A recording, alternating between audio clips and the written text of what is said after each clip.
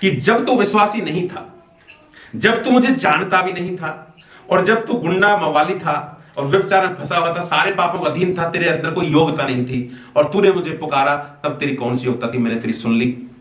ये प्रार्थना का जो मिसाल है, इसके पास कोई योग्यता आपकी जरूरत नहीं है। आपके पास कोई मसीह होना भी जरूरत नहीं है, आप कोई बपतिस्मा लिए लोग भी कोई जरूरत नहीं है, आप पास्टर होना भी जरूरी नहीं है। जो कोई पुकारेगा, क्यों बनाएगा परमेश्वर आपको सेवक अगर आप डरपोक हैं तो? क्यों स्वर्ग में लेके जाएगा आपको परमेश्वर अगर डरपोक हैं तो? नहीं लेके जाएगा स्वर्ग में, क्योंकि परमेश्वर ने स्पष्ट ये कहा है, डरपोकों का स्वर्ग के राज्य में प्रवेश नहीं है। इसका मतलब नहीं है तो नहीं है, जो डरेगा वो स्वर्ग में नहीं जाएगा।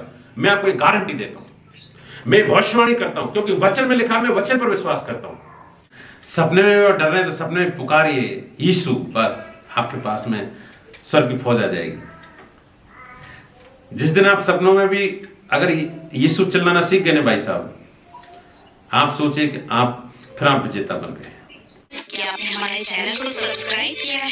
यदि आप प्रार्थना करवाना चाहते हैं तो प्रेस सेंटर में कॉल करें, हम आपकी भी प्रार्थना करेंगे। देखिए, हम बात कर रहे थे हथियारों के ऊपर, फिर परमेश्वर ने हमें हथियार दिए हैं, तो हम हथियारों पर कंप्लीट बात किया। आपको समरी के रूप में बता दो, सिर्फ थोड़ी याद के लिए, कि पौलुस ने 6 ऐसे हथियार बताए, जैसे सत्य से अपनी कमर कसकर, धार्मिकता की झिलम, मेल के सुसमाचार के जूते, विश्वास की ढाल, उद्धार का टोप और आत्मा की तलवार। ये ऐसे हमें हथियार बताए जिनसे हमारी सुरक्षा भी होती है, और तलवार के द्वारा हम शैतान को भगा भी सकते हैं। आप अपने आप को कमांडर मानते हैं क्या परमेश्वर का, या डरपोकों की तरह कमरे में घुस के देखते हैं बाहर क्या हो रहा है, कोई हम पर आक्रमण ना हो जाए? आप अपने आप को अपडेट रखिए, ठीक है, अपडेट रखिए। अभी दुनिया में युद्ध हो रहा है, और ज्यादा आप सुनते होंगे समाचार भाई, इजराइल, गाजा, रसिया, फिलिस्तीन वगैरह जितने भी हैं, रूस, हेती का, ये सब। तो दुनिया की सबसे लंबी दूरी की मारक क्षमता की मिसाइल, यानी बैलिस्टिक मिसाइल किसके पास है, कौन सी है, कितनी दूरी की क्षमता है, बताइए। मैं आपको जानकारी के लिए बता दूं, R-36 मिसाइल जो है रशिया की है, ये दुनिया में सबसे खतरनाक मिसाइल है, और ये 16,000 किलोमीटर तक एक साथ मार कर सकती है। 16,000 किलोमीटर रेंज है इसकी, यानी रूस अगर अपने क्षेत्र से चलाए तो चारों दिशाओं में 16,000 किलोमीटर तक ये मार सकती है, जहां पृथ्वी का कोई देश नहीं बचता। और ये एक साथ 10 ठिकानों पर या 10 देशों में अटैक कर सकती है, एक साथ, एक ही समय पे, एक ही समय पे। और 550 किलो परमाणु बम के साथ में, यानी वो 10 जगहों को नष्ट कर सकता है एक साथ, जिसका इंसान का नाम और निशान खत्म सब। यानी ये सबसे खतरनाक और लंबी मिसाइल। परमेश्वर ने हमें एक मिसाइल दी है, हमें एक मिसाइल दी है, और उसकी मारक क्षमता क्या है, उसकी रेंज क्या है, वो कितनी जगह अटैक कर सकती है। मेरा सवाल ये है, असली सवाल। हमारे पास जो परमेश्वर ने हमें जो मिसाइल दी है, उसका नाम क्या है? परमेश्वर के वचन, यीशु मसीह, परमेश्वर वचन। और हालेलुया। तो इफिसियों 6:18 में जो पढ़ रहे थे, प्रार्थना एक अस्त्र से भी बढ़कर है। प्रार्थना आत्मिक युद्ध का अस्त्र है, और यह सबसे सामर्थी अस्त्र है जो परमेश्वर ने हमें सौंपा है। 6:18 में लिखा है प्रार्थना, और यह सबसे खतरनाक हथियार है। प्रार्थना जो है, ये पहला आत्मिक अस्त्र है जो सबसे खतरनाक है, और इसी को मैं मिसाल बोलता हूं, बैलिस्टिक मिसाइल, जो हमने कई सप्ताह से मैं आपको इंडिकेट करूं। और ये मिसाल ऐसी है जो एक गांव से दूसरे गांव, एक राज्य से दूसरे राज्य, एक देश से दूसरे देश, एक ग्रह से दूसरे ग्रह, और अनंत तक ये मार कर सकती है। इसकी कोई लिमिट नहीं है दूरी की। आप जहां पहुंचाना चाहते हैं, विदिन पलक झपकते ये मिसाइल पहुंचती है। देखो, दुनिया की जो सांसारिक हथियार हैं, उनका एक लिमिट होता है। जैसे हमने बोला, रसिया के 16,000 किलोमीटर है, और उसमें पहुंचने में टाइम लगता है, और वो सिर्फ मात्र 10 जगह मार कर सकते हैं। लेकिन हमारे पास जो परमेश्वर ने हमें जो मिसाइल दी है, वो एक ग्रह से दूसरे उपग्रह तक, यानी एक गैलेक्सी से दूसरे गैलेक्सी तक, और जो अनंत में है, स्वर्गों के स्वर्ग में, विदिन पलक झपकते ही वो हथियार पहुंच सकता है। हमारे पास परमेश्वर ने ऐसा हथियार दिया है। और समय नहीं लगता, पलक झपकते ही ये मिसाइल वहां तक अटैक करता है जहां आप इसको मारना भेजना चाहते हैं। शैतान के गढ़ में, जहां भी शैतान का गढ़ है, मत्ती 16:18 पढ़िए एक बार। अधोलोक के फाटक उस पर प्रबल नहीं होंगे। तू पतरस है, बस तू पतरस है और मैं तुझ पर कलीसिया बनाऊंगा और अधोलोक के फाटक तुझ पर प्रबल नहीं होंगे। ये प्रभु यीशु मसीह ने पतरस से कहा। तो क्या ये पतरस से ही कहा, आपसे नहीं कहा प्रभु ने? आप सब पतरस हैं, प्रभु के लिए आप भी पतरस हैं, सब आप कलीसिया हैं। आज इस वचन के द्वारा प्रभु आपसे कहना चाहता है, तुम मेरे बेटा बेटी, तुम सब मेरे लिए कलीसिया हो और मैं तुझ पर अपनी कलीसिया बनाऊंगा। आज अगर आप प्रभु यीशु मसीह में युद्ध लड़ना चाहते हैं, प्रभु यीशु मसीह की तरफ से युद्ध लड़ना चाहते हैं, तो आपसे परमेश्वर आज इस समय कह रहा है, तू पतरस है, मैं तुझ पर अपनी कलीसिया बनाऊंगा। आगे लिखा है, मैं तुझे स्वर्ग के राज्य की कुंजियां दूंगा और जो कुछ तू पृथ्वी पर बांधेगा वह स्वर्ग में भी बंधेगा और जो कुछ तू पृथ्वी पर खोलेगा स्वर्ग में खुलेगा और अधोलोक के फाटक तुझ पर प्रबल नहीं होंगे। ये परमेश्वर गारंटी दे रहा है। स्वर्ग का, पृथ्वी का सारा अधिकार मेरे पास है। इसलिए जो शब्द है इसको ध्यान से देखिए, इसलिए तुम जाओ। अब का मतलब इसलिए क्या है? अब ले, तू चाबी ले ले या हथियार ले ले, अब तू जा। अधोलोक का कोई अधोलोक शब्द का मतलब क्या है? मैंने देखा इसको, डिटेल से देखा अधोलोक शब्द को। तो अधोलोक का मतलब क्या है? यूनानी भाषा में ये हेदेस शब्द है, हेदेस। और हेदेस का मतलब है ना दिखने वाला अदृश्य राज्य, यानी शैतान का ना दिखने वाला राज्य। हम आत्मिक युद्ध में, मसीह के आत्मिक युद्ध में हमें आक्रमणकारी होना है और आक्रमणकारी होंगे तो ही जीतेंगे, वरना क्या होगा? शैतान तीर चलाता रहेगा, आप ये घबराते रहेंगे। क्या करेंगे? अरे नहीं, मैं प्रार्थना करके नहीं गया तो मेरे बच्चे बीमार पड़ गए। उल्टा हो रहा है आज। कलीसिया के मसीह लोग, बहुत से मसीहों की यह धारणा है या घबराहट में होते हैं कि मैं नहीं जानता हूं कि शैतान अगली बार कहां प्रहार करने जा रहा है। हम ये घबराते हैं, अरे इस बार तो हमारे घर में बड़ा प्रॉब्लम, बच्चे एक्सीडेंट होते बच्चा, अगली बार शैतान जाने कहां अटैक करेगा, इसलिए बड़े डर के साथ में सेवा करते हैं। नहीं, ये उल्टा होना चाहिए। देखिए, मैं आपको सलाह देना चाहता हूं, मेरी सलाह यह है, मैं आपको सलाह देना चाहता हूं कि आप जूते पहनकर तैयार रहिए। यानी शैतान इस घबराहट में होना चाहिए, जूते पहन रखे कहां जा रहा है, इसको वॉच करो, इसको देखो कहां जा रहा है, हमारे कौन से गढ़ में धावा करने जा रहा है। इसलिए मैं आपको सलाह देना चाहता हूं कि आप जूते पहनकर तैयार रहें हर समय, ताकि शैतान सोचता ही रहे कि उसके ऊपर अगली बार कहां आक्रमण होने जा रहा है। ये प्रभु के दास के द्वारा। हालेलुया। इस मिसाइल की, प्रार्थना नामक मिसाइल जो है ना, इसकी मारक क्षमता, इसकी स्पीड इतनी है। एक बार मैंने आपसे बोला था कि स्वर्गदूत कितनी स्पीड से आपके पास आ सकता है जब आप पुकारते हैं। मैंने आपको एक गवाही भी सुनाई थी एक बार। अगर हमारे सामने कोई गोली चलाए 5 फीट की कदम से, 5 फीट की दूरी से हमारे सामने हम पर गोली चलाए, AK-47 राइफल चलाए, तो वो गोली जब तक हमारे को टच करेगी ना, मैं आपको स्पीड की वजह से बता, स्पीड का एक उदाहरण, जब वो गोली हमारे को टच करेगी उससे पहले स्वर्गदूत इस धरती के 8 चक्कर लगाकर हमको बचा लेगा। सोचिए, तो जब हम पुकारते हैं प्रभु यीशु तू बचा हमारे तहत, उसी समय स्वर्ग से स्वर्गदूत आएगा और हमारे गोली से बचाने के लिए धरती के 8 चक्कर लगाने के बाद हमको बचा सकता है। इतना स्पीड है उसका, और उससे हजारों गुना स्पीड है हमारे पास जो प्रार्थना का हथियार है। मैं आप कल्पना कीजिए इस बात का।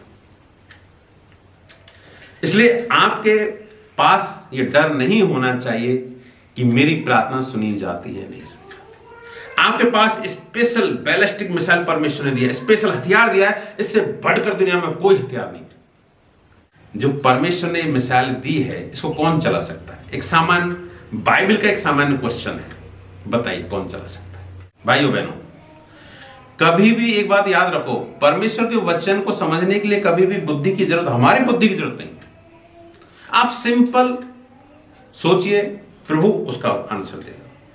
मैं इसका एक सवाल, इस सवाल के लिए एक सवाल करता हूं आपसे। इस सवाल का आंसर ऐसे आएगा, मैं जब सोच रहा था, मेरे मन में भी ऐसा था, फिर मैंने सोचा, तब मेरे प्रभु ने मुझे मतलब एक विचार दिया कि जब तू विश्वासी नहीं था, जब तू मुझे जानता भी नहीं था, और जब तू गुंडा मवाली था और व्यभिचार में फंसा हुआ था, सारे पापों का अधीन था, तेरे अंदर कोई योग्यता नहीं थी, और तूने मुझे पुकारा, तब तेरी कौन सी योग्यता थी? मैंने तेरी सुन ली।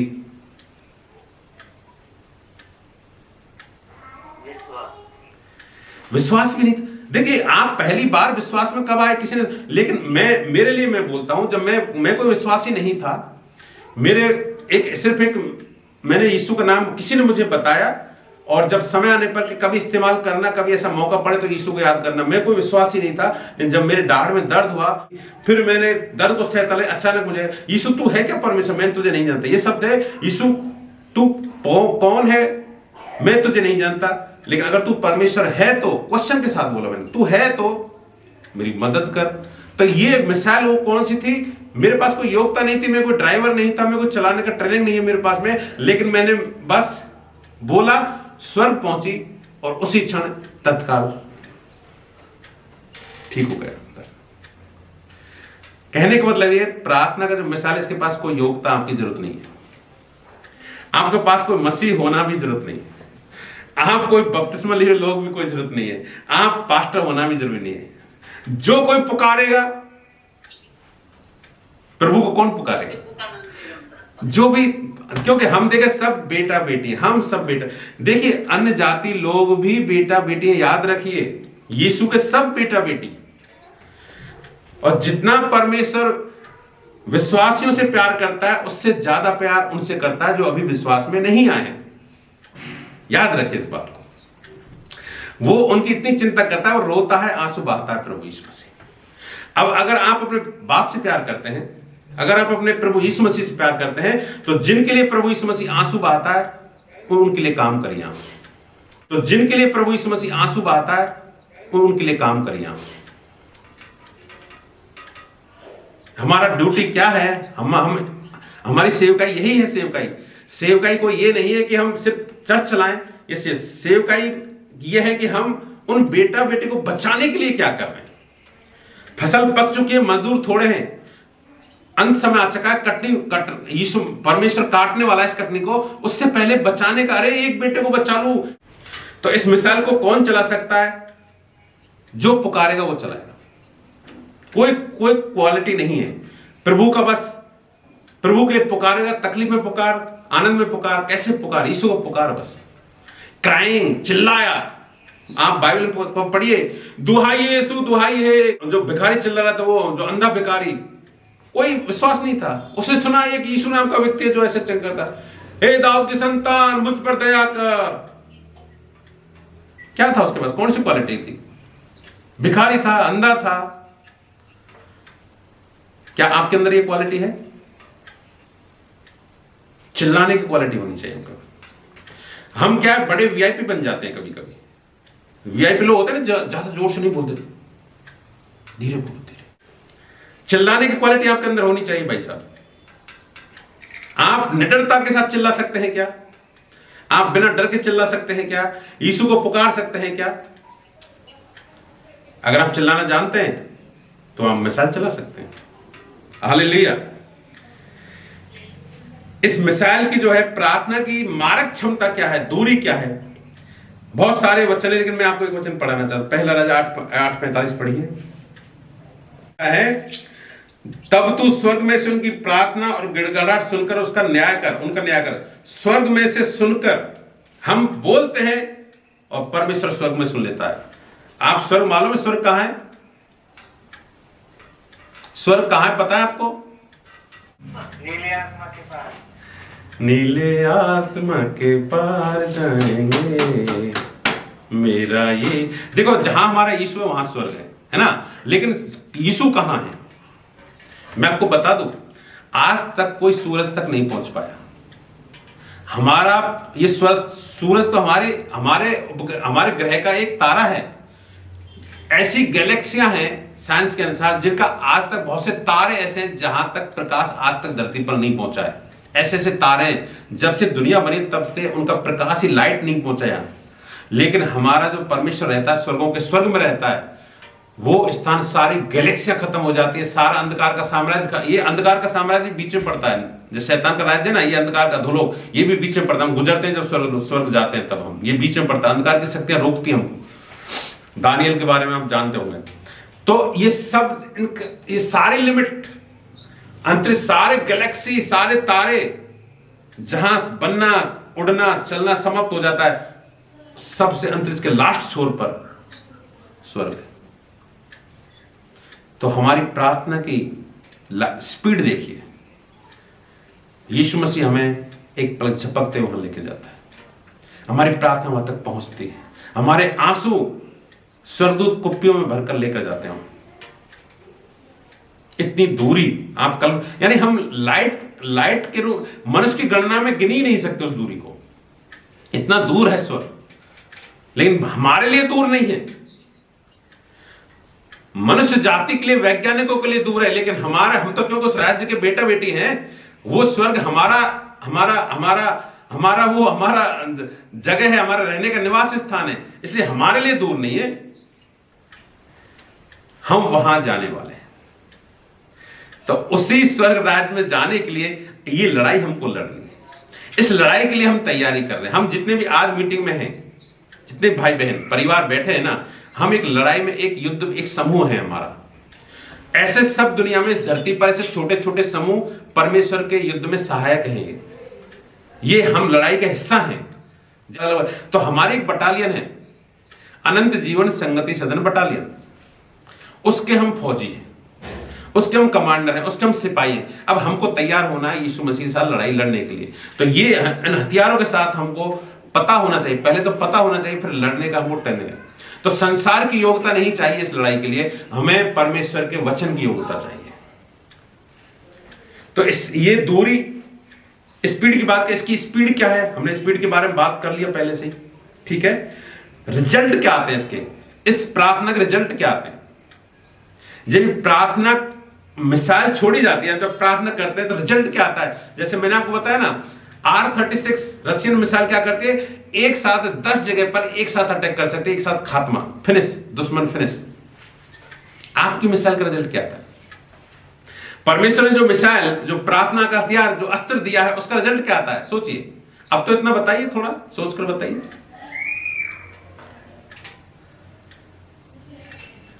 कितनी जगह अटैक कर सकते हैं आप? आपका हथियार जो प्रभु ने दिया, वो कितनी जगह अटैक करेगा?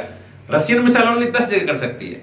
आप पूरे ब्रह्मांड को निशाना बना सकते हैं। शैतान, आपको पता, बाइबल से अंदर जाएंगे, बाइबल में 2 एग्जाम्पल हैं आक्रमण के, जब ये प्रार्थना किया और क्या रिजल्ट आया।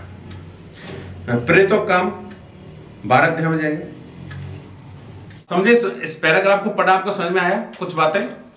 सिंपल देखिए, पूरी कलीसिया लौ लगाकर प्रार्थना कर रही थी। पतरस जेल में था, हेरोदेस खतरनाक राजा जो मारने पर तुला था और हर समय उसकी कड़ी सुरक्षा थी। स्वर्गदूत आया, गया, पतरस जग नहीं रहा था, वो सोचिए ऐसी नींद में सो रहा था, स्वर्गदूत को उसकी पसली टच करनी पड़ी, इतनी गहरी नींद में सो रहा था। और जागा, जंजीर अपने आप खुल गई, पहरेदार सब सो गए, फाटक खुल गया, बाहर लाके छोड़ दिया। प्रार्थना, ये मिसाइल ने इतना बड़ा काम किया। यानी परमेश्वर ने स्वर्ग से भेजा। जैसे कलीसिया प्रार्थना कर रही थी, क्या हुआ? स्वर्ग पहुंची प्रार्थना, परमेश्वर ने स्वर्गदूतों को भेजा। भाई स्वर्गदूत ऐसे थोड़ी आते हैं, परमेश्वर इजाजत देता तब आते हैं स्वर्गदूत, परमेश्वर भेजता है। हम प्रार्थना करते हैं, परमेश्वर भेजता है। तो वहां बोला, प्रार्थना सुनी, स्वर्ग में, धरती पर स्वर्गदूत आए, पूरा पासा पलट गया, पूरा ही पासा पलट गया। रिजल्ट भी आप देख सकते हैं, कितना खतरनाक रिजल्ट। आजाद हो गया, जो कल मारा जाने वाला था, बंदी गृह में था, पूरे जंजीरों से जकड़ा था, वो आजाद हो गया। पूरा राज्य कहां गया, कहां गया, कहां गया? हेरोदेस देखता ही रह गया, कैदी भाग गया। यानी गुलामी से, शैतान गुलामी से आजाद कराया। एक दूसरा, हम एक एग्जाम्पल दानियल में देखें, दानियल की पुस्तक 10 अध्याय। दानियल फास्टिंग पे था, प्रार्थना 21 दिन की फास्टिंग पे था। और जब हमें पूरा पैराग्राफ पढ़ेंगे तो आपको पता चलेगा क्या लड़ता रहा, 21 दिन तक लड़ाई चलती रही। इसका मतलब क्या है? आसमान में शैतान का एक गढ़ है, बीच में, जब हम अधोलोक है वहां, है ना, अधोलोक के फाटक तो उसमें प्रबल नहीं होंगे, तो वहां से फिर दूसरा स्वर्गदूत आया, फिर ये इसके दानियल के पास आया, दानियल को फिर इसने संदेश दिया और फिर वापस गया। और तो कहने का मतलब क्या है, आपके पास परमेश्वर ने ऐसी एक प्रार्थना रूपी अस्त्र दिया है, एक ऐसा बैलिस्टिक मिसाइल दिया है जिसका सामर्थ्य इतना है कि सांसारिक रीति से उसकी कल्पना तुलना नहीं की जा सकती। आप उस मिसाइल जब आप प्रार्थना करते हैं तो ये भूल जाइए कि मेरी प्रार्थना नहीं सुन रहा है परमेश्वर। आप ये सोचिए कि ये मैं जब बोलूंगा तो कहाँ किस गढ़ों को शैतान किस तरह नाश करेगी। और आपका विश्वास वो होना चाहिए कि मैंने बोला है तो अभी यीशु मसीह के सामने ये प्रार्थना पहुंच गई है, स्वर्गदूत लेके खड़ा है मेरी प्रार्थना को, अब मेरे पास स्वर्गदूत आ रहा है। ये आपको पता होना चाहिए। जब आप इस तरह सोचते हैं आपके लिए ये काम होता है। आपके विश्वास में आपको स्थिर होना चाहिए इन चीजों में, क्योंकि वचन सच्चे हैं भाई बहनों। आकाश और पृथ्वी टल जाएंगे लेकिन प्रभु का वचन कभी भी नहीं टलेगा। ये बात याद रखिए आप। परमेश्वर का कहा हुआ वचन कभी भी नहीं टलेगा। जो प्रभु ने कहा है वो होगा ही होगा, होगा ही होगा, क्योंकि परमेश्वर ने अपने नाम को अपने स्वयं से बढ़कर महत्व दिया है। तो यीशु मसीह ने, परमेश्वर ने आपको ऐसा एक तोहफा दिया है, एक ऐसा हथियार दिया है। अगर आप प्रभु के लिए युद्ध लड़ने के लिए तैयार हैं तो आपको डरने की कोई जरूरत नहीं। आपके पास एक बैलिस्टिक मिसाइल है। परमेश्वर ने सुरक्षा के लिए आपको पहनने के लिए सारे सुरक्षात्मक हथियार भी दिए हैं, लेकिन अब हमको डरकर हमें शैतान के आक्रमण का वेट नहीं करना चाहिए। शैतान हम पर आएगा, अटैक करेगा, फिर हम बचे नहीं। आप जूते पहनकर हमेशा इस तरह तैयार रहिए कि शैतान घबराए कि अब कौन से गढ़ पर आक्रमण होने वाला है, और आप शैतान को गढ़ों को ढा देने के लिए परमेश्वर ने आपको हथियार दिया है। आपको यहाँ बैठे रहने के लिए, कमरे में छुपकर आराधना करने के लिए, अगर कोई दंगा फसाद होता है तो अरे नहीं, प्रार्थना बंद कर दो, अभी तो ये झगड़ा लफड़ा हो रहा है ज्यादा दुनिया में, इसलिए आपको परमेश्वर ने ये हथियार नहीं देगा भाई साहब। आपको परमेश्वर सत्ता सौंपेगा तो आपको इस्तेमाल होना आना चाहिए। डरपोकों का स्वर्ग के राज्य में प्रवेश नहीं है, ये वचन इसलिए कहा गया क्योंकि प्रभु ने आपको सामर्थ्य दी है। अगर कोई, आप आईपीएस के एग्जाम पास कर लेते हैं, आपको सरकार आईपीएस बनाती है, फिर बोले अरे वहां तो एमपी में तो डाकू रहते हैं, वहां मेरा पोस्टिंग मत करो। क्या परमेश्वर ने इसलिए आपको विश्वास योग्य बनाया है? क्या प्रभु इसलिए आपको सेवक बनाना चाहे? क्यों बनाएगा परमेश्वर आपको सेवक? अगर आप डरपोक हैं तो क्यों स्वर्ग में लेके जाएगा आपको परमेश्वर? अगर आप डरपोक हैं तो नहीं लेके जाएगा स्वर्ग में, क्योंकि परमेश्वर ने स्पष्ट ये कहा है, डरपोकों का स्वर्ग के राज्य में प्रवेश नहीं है। इसका मतलब नहीं है तो नहीं है, जो डरेगा वो स्वर्ग में नहीं जाएगा। मैं आपको एक गारंटी देता हूं, मैं भविष्यवाणी करता हूं, क्योंकि वचन में लिखा, मैं वचन पर विश्वास करता हूं। आपको दुनिया में कोई भी कितना भी सांत्वना दे ले कि नहीं यीशु मसीह, लेकिन डरपोक है तो ये स्वर्ग नहीं जाएंगे, याद रखिए।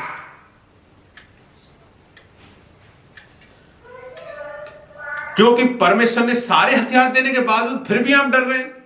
सुरक्षा दे दी आपको, बैलिस्टिक मिसाइल दे दी और सारे हथियार दे दिए, फिर बोले कि नहीं अभी देखते हैं, वहां तो थोड़ा लोग माहौल विपरीत है। अरे उसके फसल का आप खेत काटो भैया, मजदूरी दे दी है आपने, मजदूरी ली क्यों? फिर आप सेवकाई में आए क्यों हैं आप? याद रखिए, आप जो सीख रहे हैं और फिर आप अगर परमेश्वर के वचनों पर से अनुसार चलते नहीं है, उसकी सेवा में अयोग्य घोषित होते हैं, तो ये सीखना भी आपके लिए न्याय लाएगा। आप सीख रहे हैं, वचन सीखा है, जो नहीं सीखा है उनका अलग न्याय किया जाएगा, सीखने वालों का अलग न्याय किया जाएगा। इसलिए हमें देखो, पीठ के लिए कोई भी सुरक्षा नहीं दी। याद रखिए, आपके मन में पहले क्वेश्चन होगा, पीठ के लिए क्यों नहीं दिया? अरे पीठ के लिए देना ही नहीं चाहता, पर पीठ दिखाएगा वो नरक जाएगा सीधा। मैंने पहले बोला था, जो पीठ दिखाएगा नरक ही जाएगा 100%। वो कोई भी पीछे लौटने की इसमें कोई संभावना नहीं है। जो पीछे जाने वाला मरेगा ही मरेगा फौजी। आप पीठ दिखाओगे, खत्म, खेल खत्म। इसमें पीठ के लिए कोई हथियार नहीं है, पीठ के लिए कोई सुरक्षा नहीं है। याद रखिए, आपको आगे बढ़ना है और अधलोक के फाटकों को अपना तहस नहस कर देना, गड्ढों को ढा देना, यीशु मसीह करके। हालेलुया। प्रभु आपको आशीष दे। और आपने अपना उत्तम समय दिया है, और इस उत्तम समय के लिए परमेश्वर आपको उत्तम वरदानों से तृप्त करेगा। उत्तम हथियार आपको प्रभु ने दे दिया है, सबसे बेस्ट हथियार है ये। मैं इस ये जो आपको प्रार्थना का हथियार है ना, ये सबसे बेस्ट हथियार है। इसका कोई भी मुकाबला नहीं, कोई भी मुकाबला नहीं। इसलिए आप इसको चलाने की योग्यता भी, डरिए मत, कोई योग्यता नहीं चाहिए इसको चलाने की, बस चिल्लाना चालू कर दिए। जब भी आप सपने में डर रहे हैं तो सपने में पुकारिए यीशु, बस आपके पास में स्वर्ग की फौज आ जाएगी।